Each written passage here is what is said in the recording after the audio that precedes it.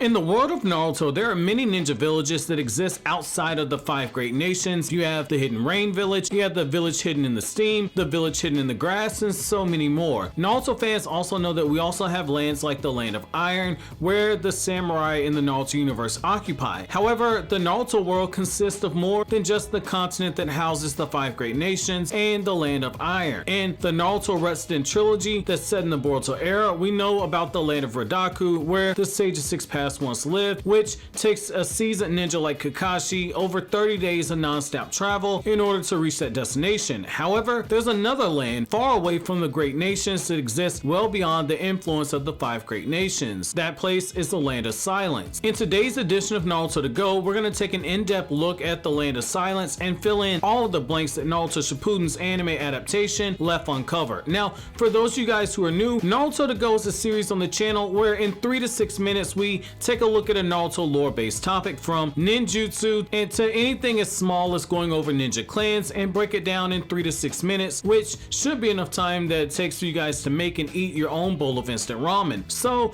jumping right in, the Land of Silence is unique in comparison to the continent that the 5 great nations inhabits, and I'll explain to you how. So, the Land of Silence is predominantly a samurai-run country, whereas the continent that the 5 great nations share is mostly run by ninja. As you guys know from the Naruto manga, even seasoned ninja like Inoki respected the samurai enough to warn against fighting them in a battle, and that was just in regard to the samurai from the Land of Iron. Now, the Land of Silence is a completely different animal, and I'll explain to you guys why. First off, there are samurai that absolutely run this country, and most importantly, the Land of Silence is a lot bigger than the Land of Iron. However, unlike the shinobi villages, due to the drastic difference in how samurai interpreted the Sage of Six Paths teaching when it came to ninshu, the economy here in the Land of Silence is far inferior to what you would have gotten in the 5 great nations. The way they earn their money is more of the old-fashioned way, making use of the land. They run a more rural economy. It's more practical than it is technical, and this is really huge. Part of the reason why ninja villages like Konoha were able to thrive as they headed into a new era was that they had the funds that allowed them to do so. Shinobi took on missions using their ability to mold chakra in order to earn funds for their village,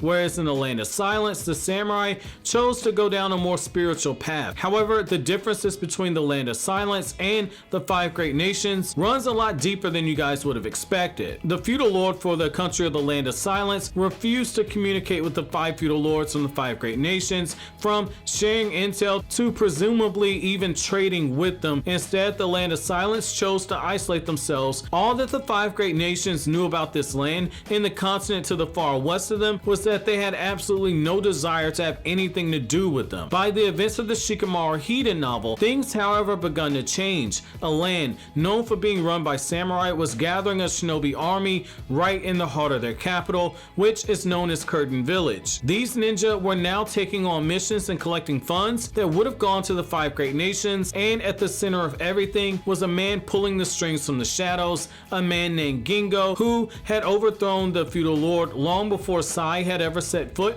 in the Land of Silence on a mission that Kakashi sent him on. Ninja who dreamed of a world without winners and losers, the very same world that Mamoru Uchiha showed them in the Infinite Tsukiyomi, had gathered in this land, and they were building resources to one day pursue that dream, led by the manipulative Gingo, who appeared to be building a ninja army to bring about and form his own version of peace. Well guys, that's gonna be it for this edition of Naruto to Go. Hopefully I finished before you guys could finish your own bowl of ramen. Let me know what you guys think about the Land of Silence down in the comment section below. But as always guys, if you like anything I had to say, don't forget to comment, rate, subscribe, and share. Thank you so much for watching all the way to the end. Have an awesome day guys.